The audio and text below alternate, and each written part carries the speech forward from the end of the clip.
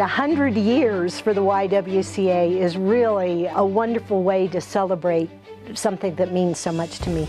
The mission of the YWCA talks about eliminating racism, empowering women, girls, and protecting children. What more could there be for the future of this world than what the mission of the YWCA is and the programs that the YWCA supports to help women and girls and children? In 1922, when the YWCA opened its doors, some women gained the right to vote, but not all women. But how I've seen it change is more women are coming together collaboratively and recognizing and acknowledging that we have to do this work together.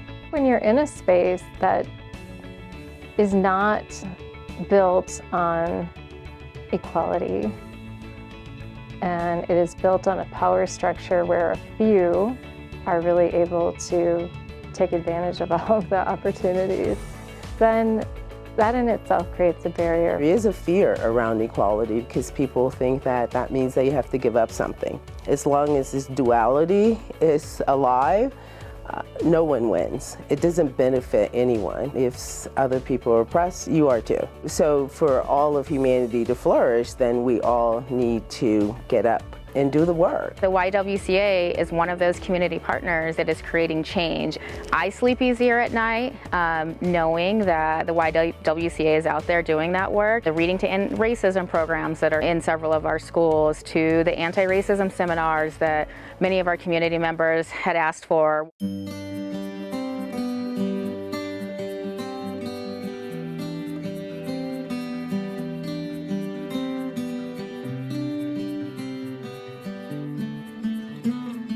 I'm really proud of the work that we do at the YWCA and what we've accomplished. Really being able to not only survive through this time of COVID as an organization, but I actually feel like we've thrived in many ways, in the sense of really being able to see what the community needs and addressing that.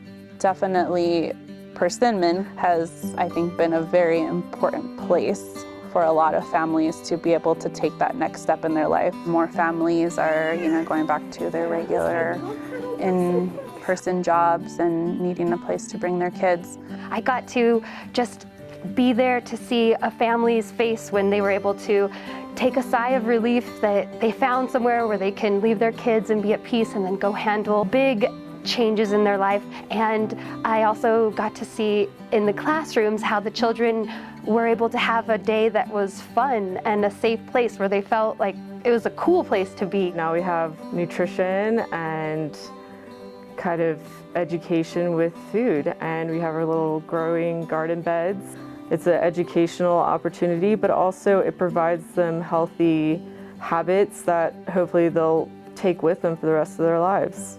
The environment has changed where we've upgraded the classroom environments and the outdoor environment. The RER program for Reading to End Racism is virtual now. We started a STEM program. We did not have a STEM program for girls. We created summer camps with our STEM, which had never been done before within the YWCA.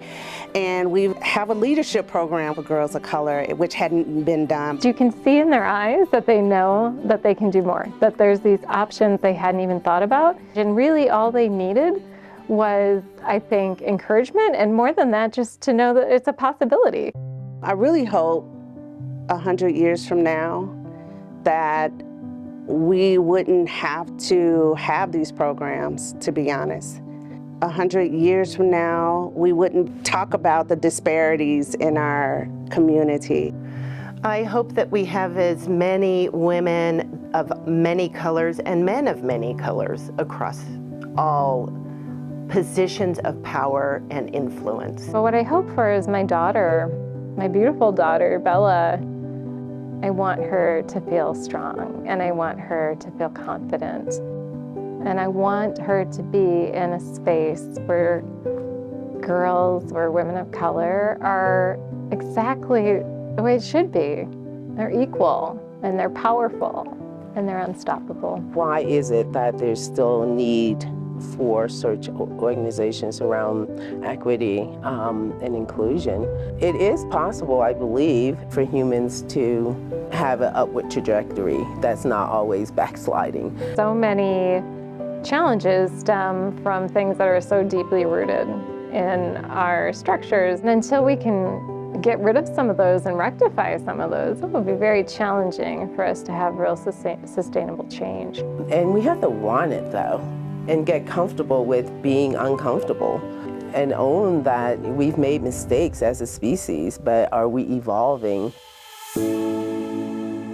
More recently, one of my favorite memories is really the Women's March. It was so wonderful to see so many community members step up and say, I want to help and do this. I've never done anything like this before. But we all can't be on the front lines. Not everybody's going to be out there fighting the fight every day, but how can you support? And for some of us, we maybe don't have as much time, and so we can't volunteer as much or we can't show up as much. So maybe it's with your dollars. You have to put your advocacy in front of your fundraising, because if you have a voice for advocacy to the community, fundraising should follow. We are making progress, and we will continue to make progress. And we're taking the next steps for the next 100 years. Going forward, not only will we be continuing to have celebrations of classrooms that are diverse and inclusive, but also where we nurture a child's voice, and that voice will be able to speak up for themselves. I hope and pray that 100 years from now, we will be a collective force,